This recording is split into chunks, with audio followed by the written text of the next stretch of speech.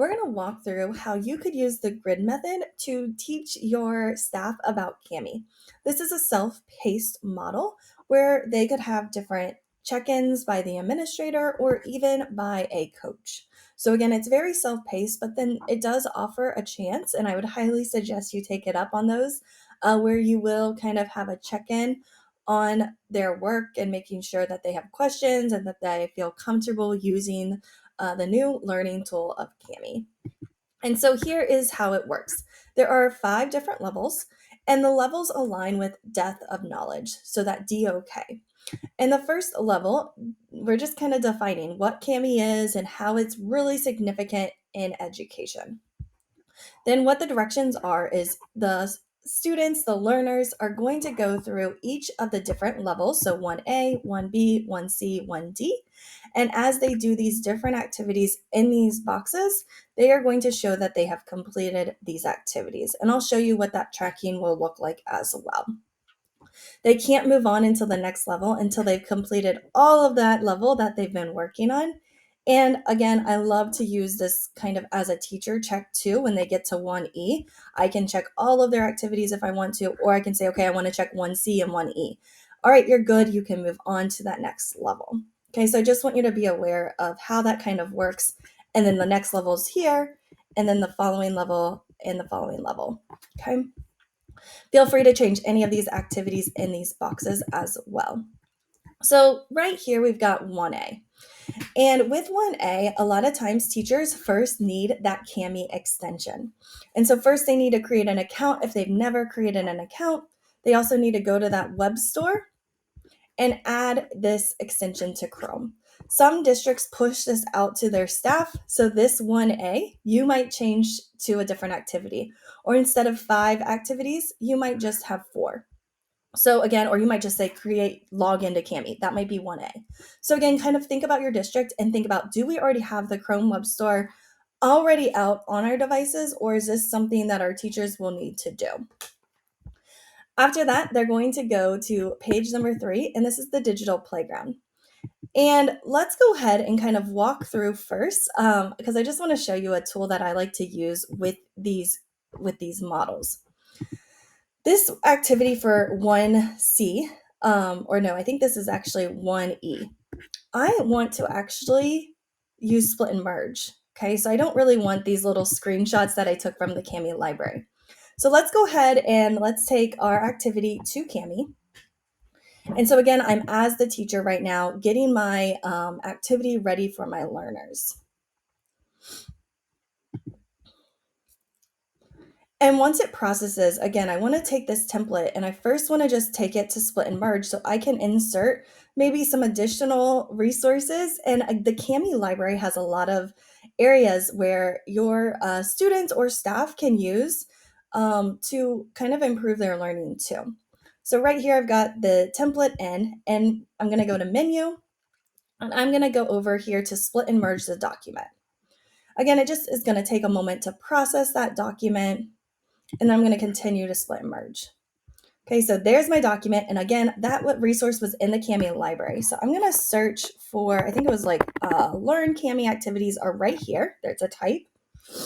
And I believe, before I forget, it's the one with the little dog. This one right here, open with Kami.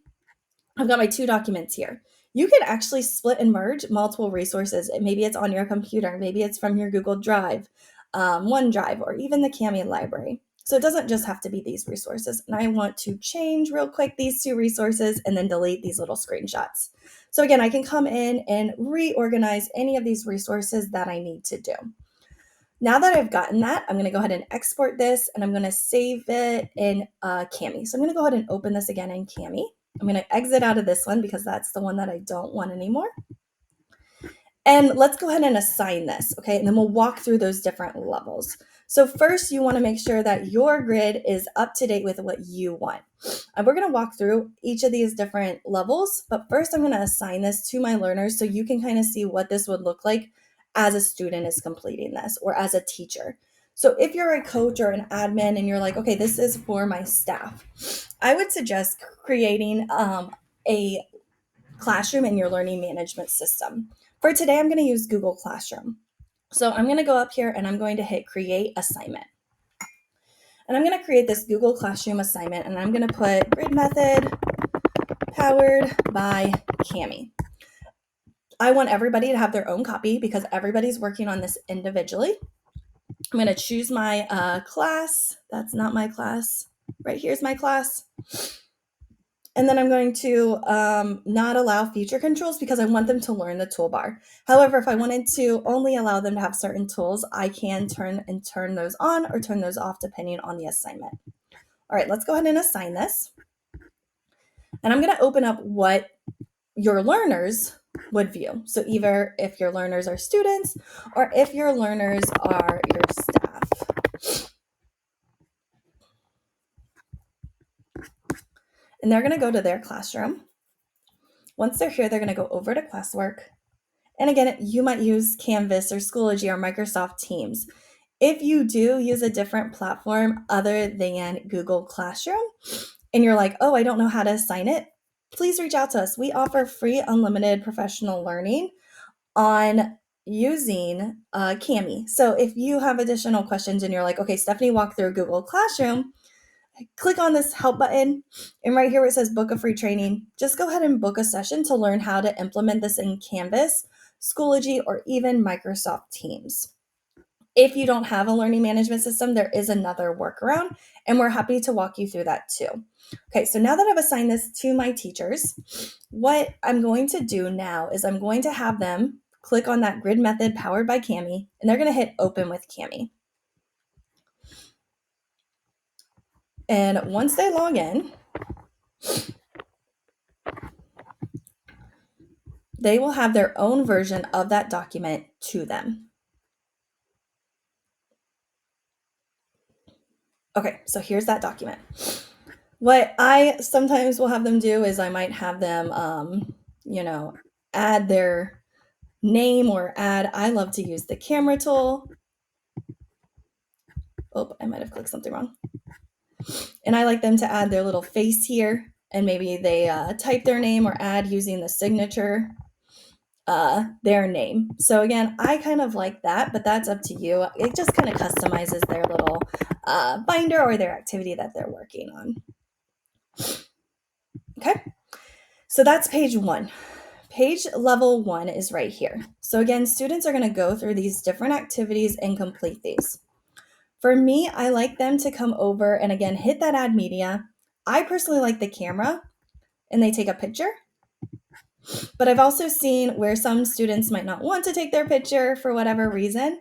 And so instead of using that, you could also use the stickers down here, and they could use this to show where they're at on their learning. So either way, and then they can either move their image across as they complete these different activities, or they could move this little sticker, or you could have them just add a check mark to each box as they complete it. Okay, so tracking is really huge when they are working on this self-paced learning. Okay, so think about how you want your learners to kind of show that they've mastered that learning. And I love doing this with teachers because it really models what is kind of expected in that classroom. So today I'm going to use this little heart. So 1A, the first thing is they need to create a Kami account. If they are in Kami, guess what? They've done that. So they can even use the highlighter tool, and even cross it off if you've got those kids that love to just cross things off. The next thing is they need to go to that Chrome Web Store. Again, some districts push out the extension, others do not. So if your district does not, I would highly suggest keeping that on the roadmap. If your district does, then you can remove that. Maybe the first activity is just for them to log in.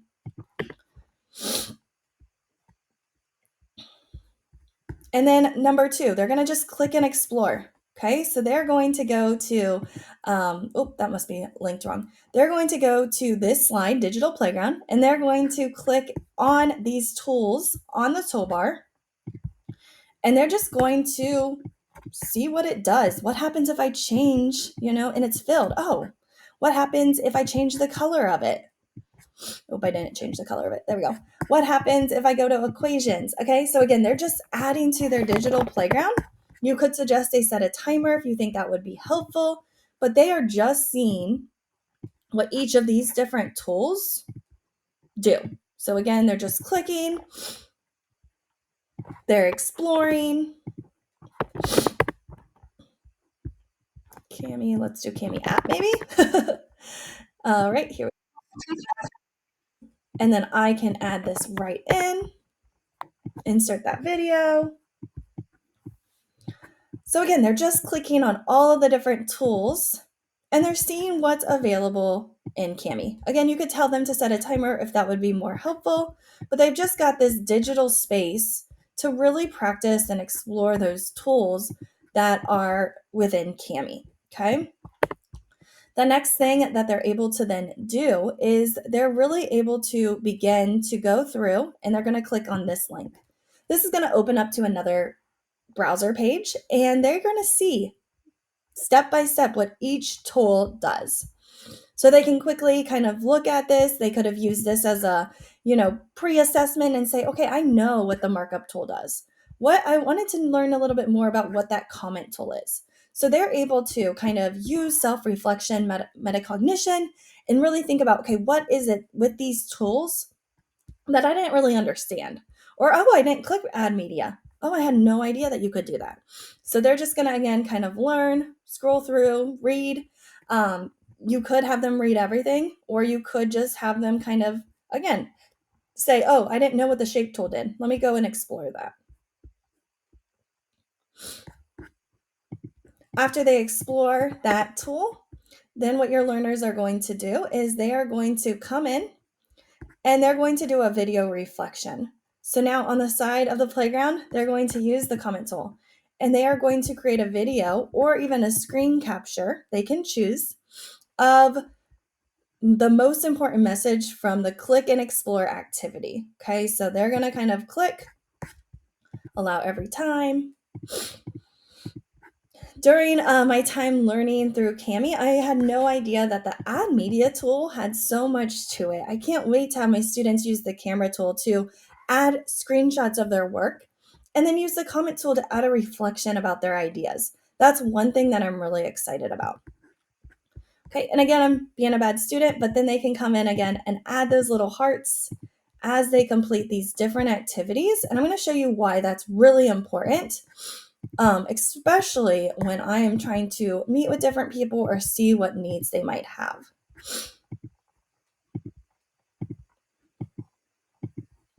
Okay, so there's my 4 hearts.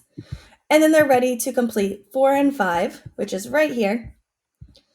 And then they're ready for their assessment. So I want to make sure, do they know the tools? Do they know how to find the text box and write their name? Okay, do they know how to change the background? And do they know how to change the color? Do they know how to get the markup tool, right? And go in and use that markup tool. This is saying in blue.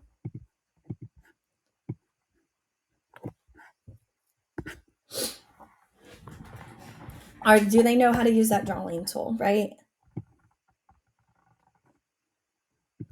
So again, this is just that self-assessment where students are coming in, they're filling that shape.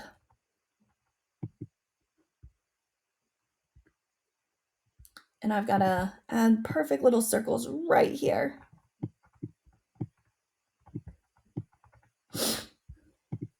Okay, so again, they're just practicing. They're adding on to their ideas. They're learning how to go in between drawing a circle and going back to that select tool to resize it and to move it in. Okay, so they're trying a lot of these different tools on their activities.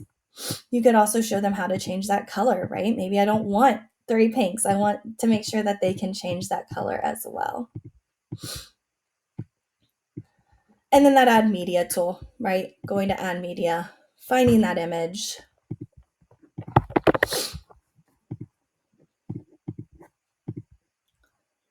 And then inserting that, right? So they're learning how to resize. They're learning how to add this onto the canvas.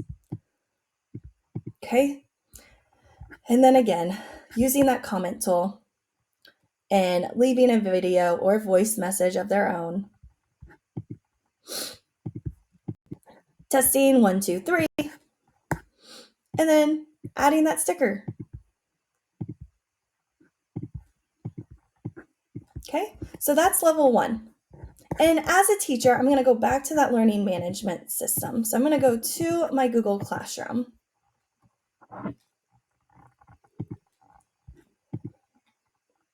And once I'm here, I'm going to click on that assignment. I'm going to view instructions. And how I'm going to be able to see how my learners are doing towards these levels is I'm going to click on class view. And I'm going to be able to see how my students are doing, or learners if they're adults. And I'm able to come on here. There's student Olivia, who's been working really hard. And I can say, okay, let's check her assignment. I can come in and leave stickers to let her know that this is fantastic. Yep, it looks like student, right? It looks like she's ready to move on. So then I can come in, leave maybe a voice comment. Great job, student Stephanie. Awesome. I can't wait to see you in level 2. You are ready to move on. What's going to happen is that student has that voice comment from me. They also have that sticker on here. And they also have that check mark that I tried to draw. So again, they're getting that feedback immediately to know, hey, they're ready to move on. And what's also great is maybe there's a learner that feels very overwhelmed by this roadmap. I can come to the shape tool and I can fill this. And I'm going to do black.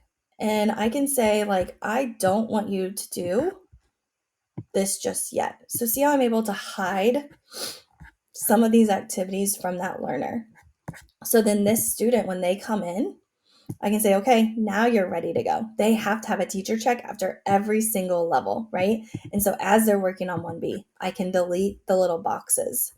If I wanted to do that for all of my learners, all I have to do is go back to Google Classroom, hit update work.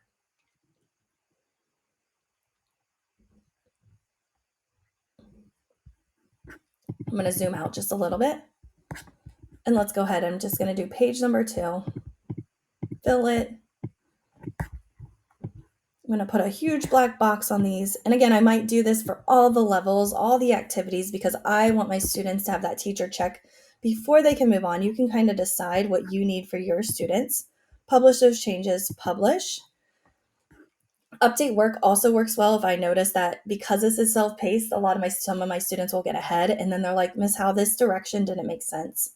And so because of that, I can come in, add an additional video or resource or scaffold for those students and publish those changes. And when I do that, what happens is students are getting that update. Remember, student Olivia right here, she can't move on.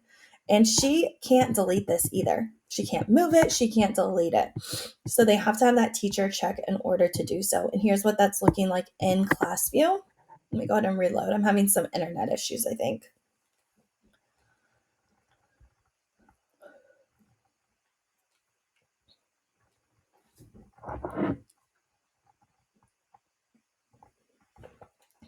So there it is. Everybody has that block off on their screen.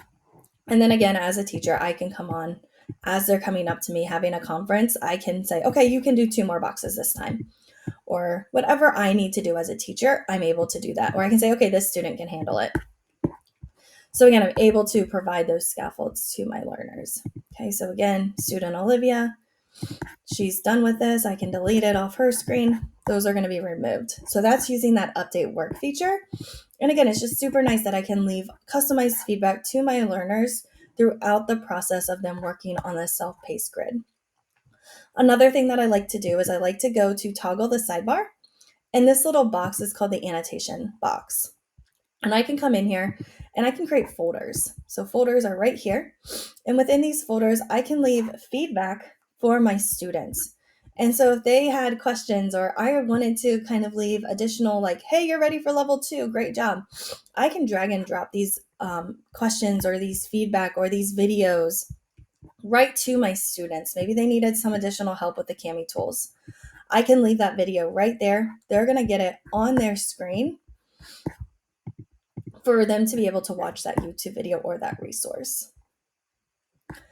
So as I'm creating comments, or again, I can preload those, it will save. I like to make a folder and then I add all the resources into that folder. And to save something to the annotation box, I just click that same box.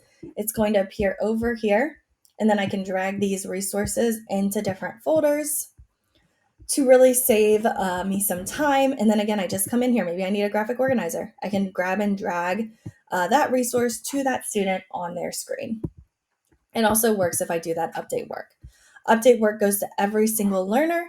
Class view goes to just one student. So personalized learning, this is kind of that UDL approach. Okay, so now that we have finished level 1, let's take a look at level 2. So again, I'm getting that feedback. I'm seeing how the student's doing. In level 2, we're going up. We're going to, can I apply what I've learned from level 1 to now collaborate in Kami? So when we're collaborating in Kami, it looks a little bit different. So again, you can change any of these activities to really fit the needs of your learners. But with level 2, now they're collaborating. They've learned all the basic tools in level 1. And so now they're ready to work with peers. So they're going to join this collaborative activity right here. And what they're going to do then, let me go ahead and exit out of some of these, is they are going to rate their understanding and then add media tool, insert a picture of their smiley face, and add their image to their level of understanding.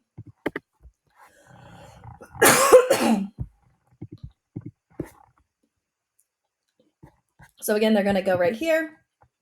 They're going to take their little image, add it to the document, and everybody in my class is going to start popping up on here where their level of understanding is. And then I want them to do level 2 or page 2 on another activity here. So now they're going to go to 2B. So again, they're going to go to their little sticker tool or their add media tool, take a picture and add their little heart to show that they're done with this. This again just lets me know in class view where my students are at, and I can quickly see how they're doing on these activities. So now they're going to do the debate, join the collaborative activity, and add your thoughts. What's great about Kami too is I could come in and record my voice for each of these directions, and my students could have access to that too. So if this is a lot of reading, they do have the option to use the read aloud tool. Join the collaborative activity and or again, I could come in as their teacher, record a voice comment reading these directions too. So if your students need those accessibility features, they are available to them. Okay, so now they're going to go and they're going to use the comment feature to answer the question by text, voice, or video. So now they're going to answer, is that hot dog a sandwich? And again, we're going to be able to see everybody's responses coming onto the board. Yes, a hot dog is a sandwich because the definition of a sandwich is having 2 pieces of bread. I know they're connected, which some might argue. However, because there are 2 different pieces of bread, that does make a hot dog a sandwich. So then students, again, can come on here, add another heart to show that they're done with that activity.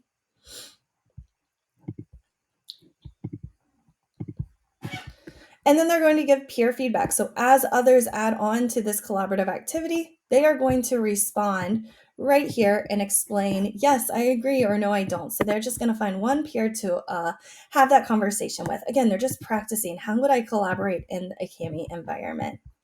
And then the quick check is right here on the next page.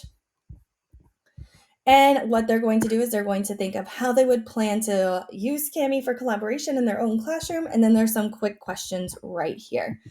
So they're going to answer, and then they're going to circle whatever answer is that question. And then if they need help, there's a resource right here that talks more about collaboration and how you can use it within Kami. So that's level 2. So level 1, we learn all the tools. Level 2, we start to learn how we can collaborate with others on a Kami document. So then level 3, now we're ready to prove our understanding of Kami by comparing student work and providing feedback. And so right here, they're going to decide what learning management system they use. Okay, so this is where teachers are going to decide. Again, if you are using this within your district, you can delete the ones that you do not have in your district. And with each of these, it's just going over directions on how they would assign this to that learning management system. So again, we have collaborative work, but then you can also do where you can make a copy just like we have here, and they're going to learn the power of class view. Then what they're going to do is they're going to assign an assignment from the Kami library to their students. I highly suggest that they kind of explore when they're in that Kami library. They explore the learn. This is a great way to get students practicing and learning how to use Kami if they've never used it before. And again, you would delete whatever learning management systems you don't need. And then for the summative, they're going to start adding to their annotation bank. So they're going to start adding to their annotation bank on their own screen. So they need to begin to create that annotation bank, build out their feedback, and they are going to maybe explore right here what they might say. What might I have for scaffolds, positives, stickers, memes, timers? So again, they're going to get a chance to kind of create their own bank and save it to their folders. Okay, so again, you might want to set a timer for this if you need to, but it's going to just be helpful. And then what the students will show you, teachers, because students don't have annotation banks, they're just going to pop this open and show you real quick when you meet with them in person, and you can give them that feedback. Again, students don't have this. So if you are using this with students, you would want to edit level 3 completely, okay? Level 3, you might want to have the students, instead of them, posting an assignment, you've already posted that assignment. So 1-3 might be opening it with Kami. Level 2 might be practicing, right? Practicing, and maybe you give them feedback and they have to respond to that feedback. And then the last level might be them hitting turn in. So the turn in button's right here. But that's kind of up to you. Again, I would change level 3 if you're doing it with students, but teachers do have the ability to assign, use ClassView, and to create their annotation bank. And then the next level is 4. They're going to design their own lesson. So they use the Kami library here in level 3. If you're running out of time, I would say this is kind of like the goal is for teachers to get to level 3. Level 4 and 5 are kind of the extension part. So level 4, they can design their own lesson. So they can use this lesson plan right here where it talks about what's the subject, the date, what's the learning intentions, the standard material, the introduction, how are they going to organize, what are they going to use within their activities to create their lesson plan.